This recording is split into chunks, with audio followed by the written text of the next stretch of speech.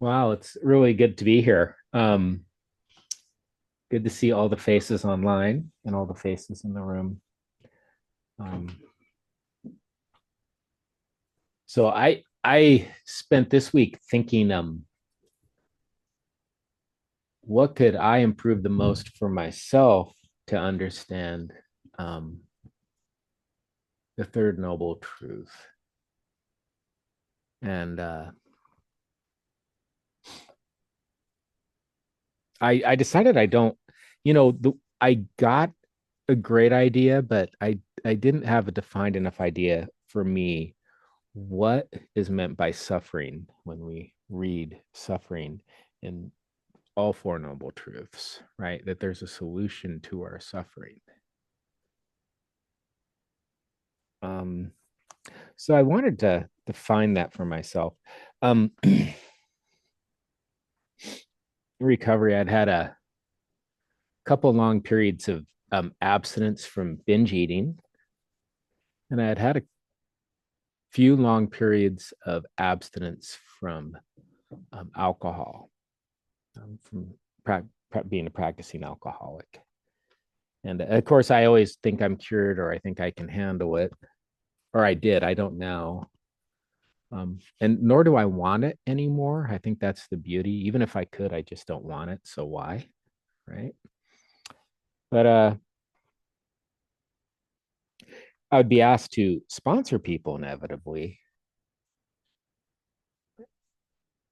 And I would hear the same story from a lot of people, no matter if their addiction was food or alcohol, or they were talking about maybe marijuana or pills.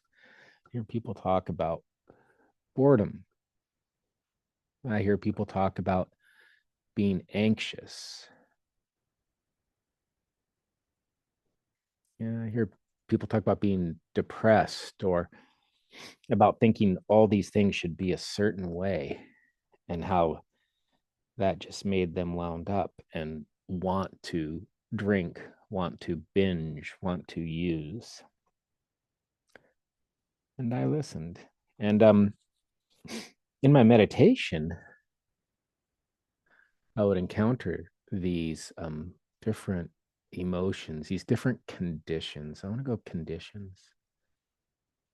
Um, Anxiety, depression, um, fear. I found out in my mind when the old big book said we felt irritable, restless, and discontent. That, well, that's to me is just good old fashioned boredom. When I'm bored, I feel irritable, I feel discontent,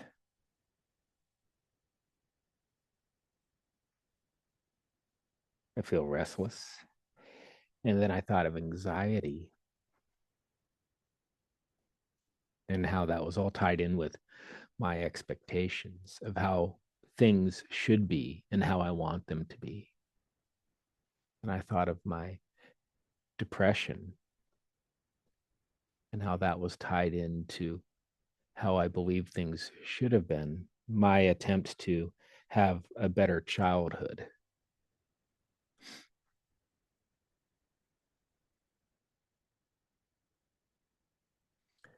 And if any of us meditate long enough, we will encounter these feelings. And if we don't meditate enough, meditate long enough, we will encounter these feelings and not necessarily be aware of them or know what they are or where they're coming from or what we can do about them. The most important thing, what we can do about them.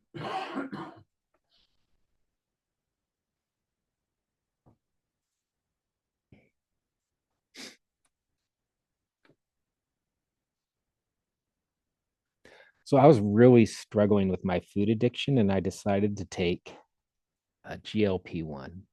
It decreases my cravings, it decreases my appetite. It does a great job. I'm glad I'm taking the medicine. But I did find this phase where when my emotions peaked, I'm like, well, what am I going to do now? Because I don't have the appetite to eat. If I do eat, because it slows my digestive system, I'll make myself more sick than I made myself before when I binged. And it's not effective for me anymore. It doesn't do what I want it to do.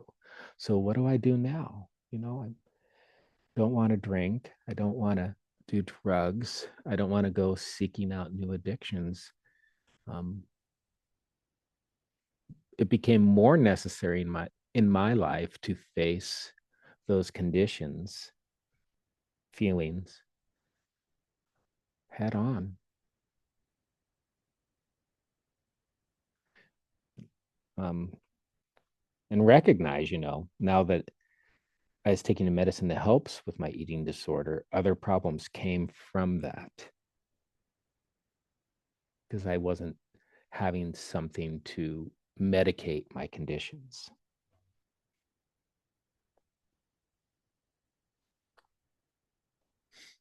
I have a lot here in my notes, so I don't think I'm going to get through everything tonight. Um,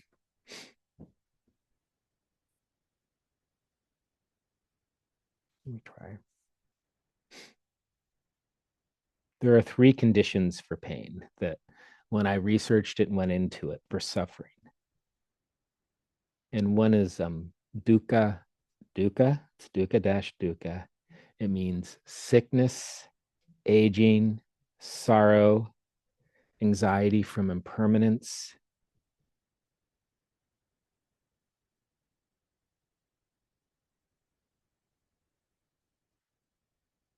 It also means physical pain. These are in the remembrances for me, and it reminds me that um, these are conditions that are unavoidable, many of them. Sickness, aging, being separated from those I love, all these things I will get to experience. Then and if I mispronounce these, I have a hard time pronouncing them right. Sankara dukkha, which means conditioned experience, and that's our existential dissatisfaction, our cravings, our clinging, our avoiding, our not understanding reality or ignorance.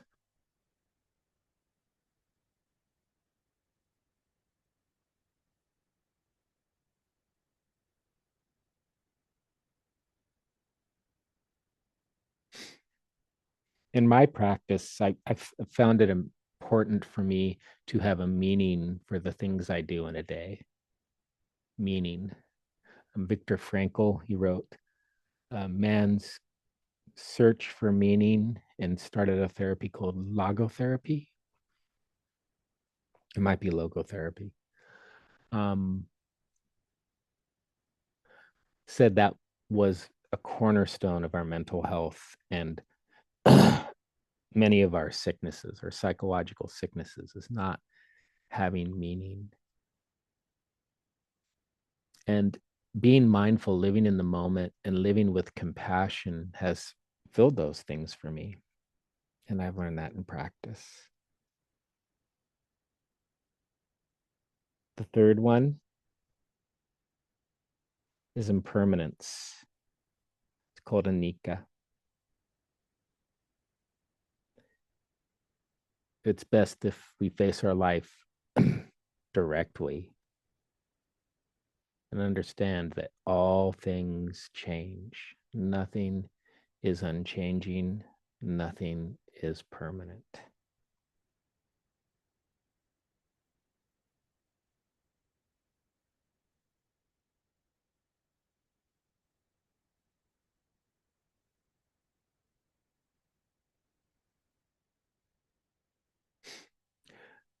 The best story for me is the story of the second arrow.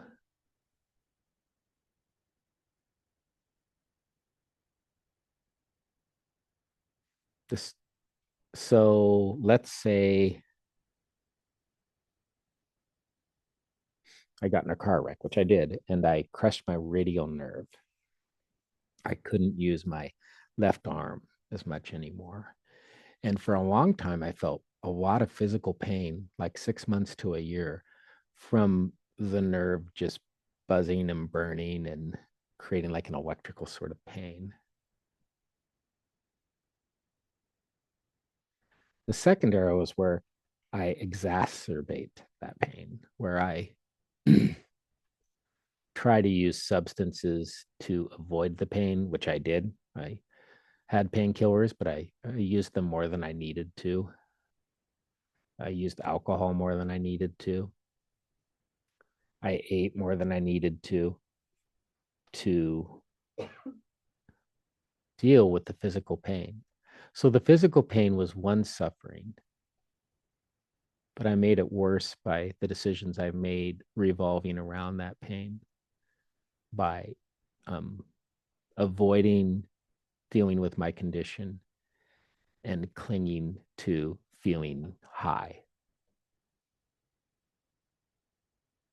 to using.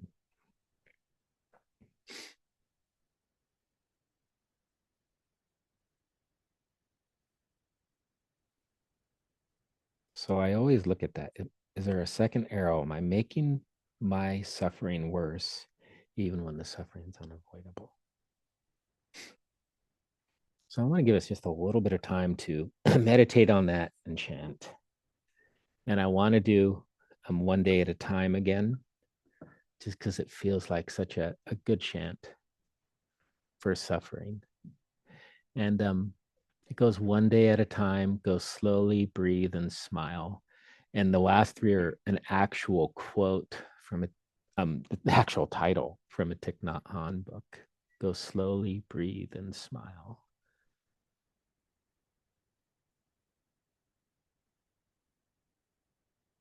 Go slowly, breathe, and smile. The way to approaching life without creating more suffering for ourselves or for others.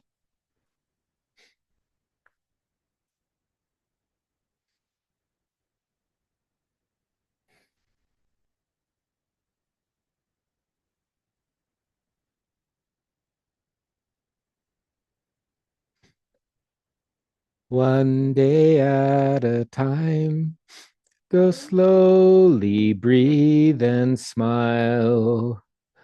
One day at a time, go slowly, breathe and smile. One day at a time, go slowly, breathe and smile. One day at a time, go slowly, breathe and smile. One day at a time, go slowly, breathe and smile. One day at a time, go slowly, breathe and smile. One day at a time, go slowly, breathe and smile. One day at a time, go slowly, breathe and smile. One day at a time, go slowly, breathe and smile. One day at a time, go slowly, breathe and smile. One day at a time, go slowly, breathe and smile. One day at a time, go slowly, breathe and smile. One day at a time, go slowly, breathe and smile. One day at a time, go slowly, breathe and smile. One day at a time, go slowly, breathe and smile.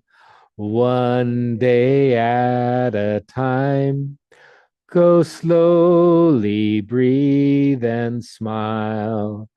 One day at a time, go slowly, breathe and smile. One day at a time. Go slowly, breathe and smile. One day at a time. Go slowly, breathe and smile. One day at a time. Go slowly, breathe and smile. One day at a time. Go slowly, breathe and smile. One day at a time. Go slowly, breathe and smile. One day at a time. Go slowly, breathe and smile. One day at a time. Go slowly, breathe and smile. One day at a time. Go slowly, breathe and smile. One day at a time. Go slowly, breathe and smile. Spend about the next 4 minutes following our breath, enjoying the moment.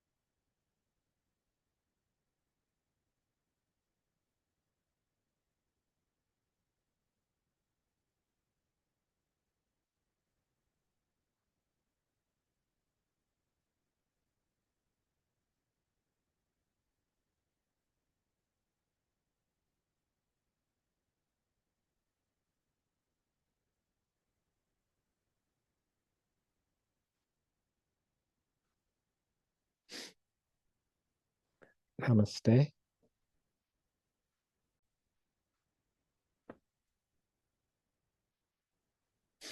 May we be happy and peaceful.